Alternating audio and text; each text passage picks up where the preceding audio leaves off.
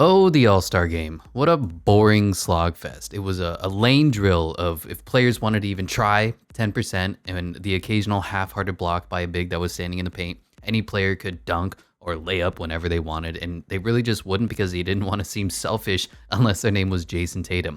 The ends of the quarters were supposed to matter because the losing or winning team donates money to charity. I don't remember the damn rules, but at the end of the day, nobody really cared because these are all millionaires and billionaires putting a sphere through a circle. It reeked of entitlement. It reminded me when I watched my first game in a while and why regular season basketball sucks. These people are richer than you, they're glorified for being athletes, and honestly, they are undeserving of the loyalty and respect granted to them for being good at sports. They're jocks with PR teams, jerks with a smile, and they're just plain acting in self-interest. They don't care about the fans or the love of the game or even competition these days. All that matters is managing injury risk, while the NBA gives probably the most generous, guaranteed, multi-million-dollar contracts out of any major sport in America, let alone probably the world. Honestly, the most interesting stretch of the entire weekend was when two teammates, literally teammates, Jaylen Brown, Jason Tatum, played about 50% serious, a couple of one-on-one moments, which they do at practice literally every day. So if this is the only way for these guys to take the game serious, their egos, then let's do it. Let's cut the crap. Let's get rid of the All-Star game and let's just do a series of one-on-one tournaments. LeBron versus KD, Giannis versus Joel Embiid. Then maybe we'll get some enjoyment out of All-Star weekend. Get something more than another freaking Ruffles sponsorship. Rants aside, I'm going to go about the power rankings as we do. There was like 2 games played, so not a lot has changed. The Rockets are still terrible, 30th here. I heard they don't even run plays for Jabari Smith, and I'm so sad because he was supposed to be the #1 pick in the draft. He's the best pure shooter of the draft. He's just this gifted 6'10" animal, and he went to the Rockets, who effectively broke him. I just wonder how good he would have been at an actual NBA franchise instead of Houston. Spurs at 29, no change. Pistons, then Hornets. I wanted to bring up in the Hornets that Mark Williams has looked really impressive, and the Mark Williams, Nick Richards rotation looks pretty good. They're still going to need to stretch 5 to fill out my 1.5 center theory. 1 center to play defense, 1 center to rim run, and 1 center to shoot the 3 ball, and neither of these guys can shoot. But I like seeing these young guys finally play. The Hornets have finally said, you know what? We're going to stop trying to win now and see how good our young guys are. Also, LaMelo Ball, really good at basketball. 26 is the Magic, still playing solid. 25, the Pacers. Watching Ben Mathurin has been fun. And just not a lot of changes up here. Bulls, Raptors, Wizards. I played with dropping the Warriors down a little bit more, but they're just going to sit right here without Stephanie Curry for another few weeks. Blazers struggling, Jazz struggling, Lakers. They're not winning games, but they're getting better. So even though they only have 27 wins, they're up here, 5 games below 500. Hawks, Pelicans, I'm dropped down a spot because the Thunder are playing good and the Pelicans are still bad. The Nets, you know, it's still wild to me that this team was the second best team just a few weeks ago. Timberwolves playing really good right now, 31-30. Then you got the Heat. They picked up Kevin Love. Good to see that. They also picked up Cody Zeller. Less impressive. You got the Knicks, who are just playing good basketball. You got the Clippers. They picked up Russell Westbrook. I wonder how that's going to play out. That'll be fun. Maybe Ty Lue, an actual head coach, will figure out how to use Russell Westbrook, figure out how to harness some of his talents that he still has left. Maybe they'll go on a run with Russell Westbrook as the starting point guard. That could be a fun storyline. Got the Kings and the Mavericks here. The Kings are just going to go up a spot because the Mavericks, even though they have Kyrie Irving, I thought they would play better. They can't seem to win games, which is a problem. And then you have the Suns, who I'm just waiting for Kevin Durant to come back. Got the Grizzlies, who are just frustrating team. They play like they've been there, done that, and yet they haven't done a damn thing. And then the Cavaliers, similar to the Grizzlies. It feels like they have this capacity to go to another level when they want to. They can beat anyone if they're clicking and the guys are healthy, and then they'll just say, you know what, we're not going to play for the next 3 games. And it's head scratching. 76ers, you got the Bucks, who record wise they're better than the Nuggets, but I'm not going to make that jump just yet. Giannis dealing with that wrist injury. The Nuggets, Nikola Jokic is still fat, and then of course the Boston Celtics, who I heard that Grant Williams wants $20 million a year this offseason. Good freaking luck, dude. Maybe you'll get that PJ Tucker $10 million a year deal. Maybe a 3 or 45 if you're lucky. But this league has learned to stop overpaying mediocre two-way players who can't create their own shot after Evan freaking Turner. So no real changes to the power rankings. So what I wanted to do to keep this fun, to keep this light, to keep this interesting, is rank the all-star events, because there was 10 of them. I know most of y'all didn't watch it because I didn't really watch it because this All-Star weekend was absolute cheeks, if we're being completely honest. But we'll go through 1 through 10 and say who's the best and who's the worst. We'll start with number 10, the Celebrity All-Star Game. Jesus, it's so weird. It's this mess. There's no production value whatsoever. It's a whole bunch of celebrities who can't really play basketball. They're all like 5'2", trying to shoot like elementary kids on a 10-foot hoop, you know, where they just have to use all of their body to throw the ball. I'm not sure what to make of this mess of a game. DK Metcalf looks like a specimen. The rest of these people are just there for the funny haha moments.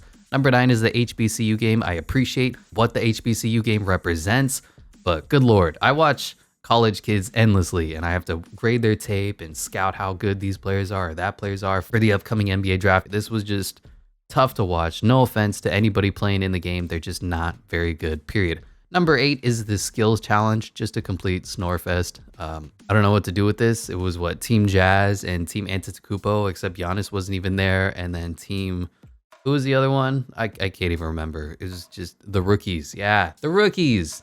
And Team Jazz won or something. Coming up at number 7 is the All-Star Game quarters 1 through 3. I'll tell you, it's just not even worth watching. Occasionally you'll get some fun moments like LeBron throws the alley-oop to himself off the backboard and dunks it. And then the next one, Jason Tatum does it on the other side to be like, anything you can do, I can do better.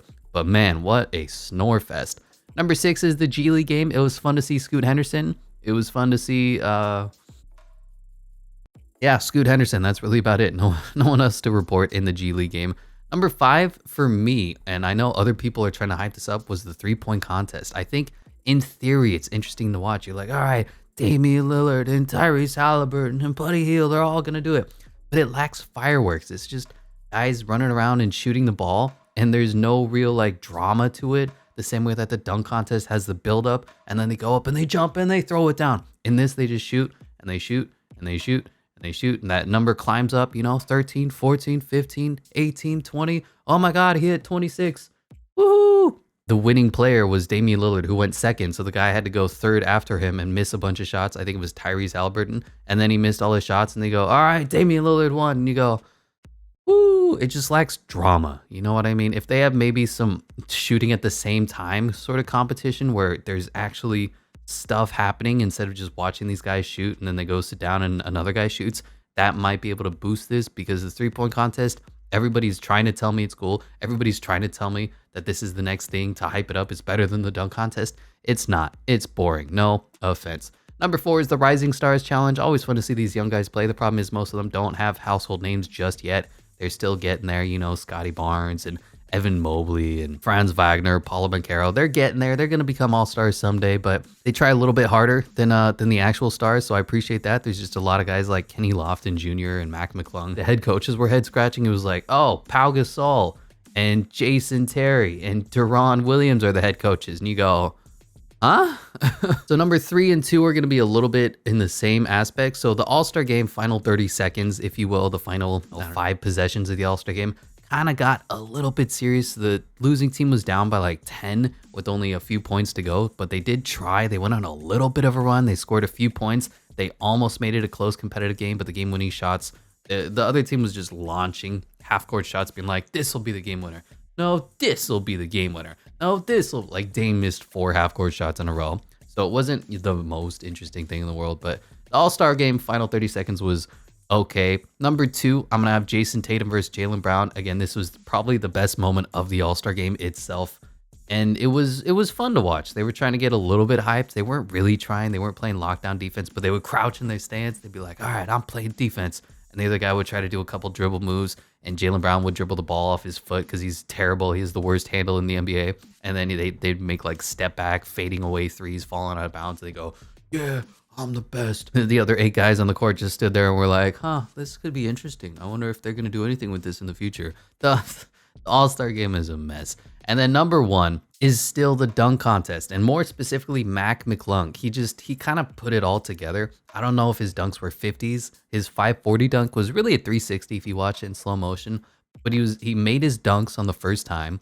He had a little bit of theatrics to it that made it interesting. He's this 5'2" white guy, so you see him jump with like a 40-inch vertical. You go, oh my God, this is incredible. And his competition, Trey Murphy, just really sucked at being like a Dwight Howard putting on a show. These guys are, role players at best. Some of them are G League players, so they don't really have that star quality about them. Like, no offense, Trey Murphy, great athlete, great wingspan. I didn't know he could jump this high. I mean, that was incredible, but at the same time, he's not going to go out there and just make this like the most electrifying experience ever like a Ja Morant would. So number one is going to be the dunk contest still, because the dunk contest is just special, man. It's historic. Dunking the ball. At the end of the day, when a guy jumps 50 inches into the air and just throws it down with authority, you go, holy crap. I don't care how many 3-pointers you make. A dunk is special. We love Ja Morant because this man just flies in the air. And that's why we love NBA basketball. So what I think is the dunk contest needs to go. It needs to go on a hiatus. It just kind of feels like all the good dunks have been done. I'm sick of guys trying to do the same dunk 3 times in a row. They fail, and then they finally hit the 4th one, and we're supposed to ignore the last minute and a half of failures. Like, no, it sucks all the fun out of the arena, all the fun out of watching this. So here's what you do. You only do the dunk contest every 5 years. 2020, 2025, 2030. Those are the special shows. It's like the Olympics. And then you have the actual stars performing it. I don't know how to do this. Maybe put a $10 million prize for the winner. Whatever it takes. Get Ja Morant in the dunk contest. Get Anthony Edwards to dunk. Get LeBron James to dunk, because they're not doing it. And I don't care how interesting Mac McClung is when he throws down the ball. It's not impressive to me when he beats Jericho Sims. So you make the dunk contest every 5 years, put a huge reward out for the winner so that they actually want to try to win.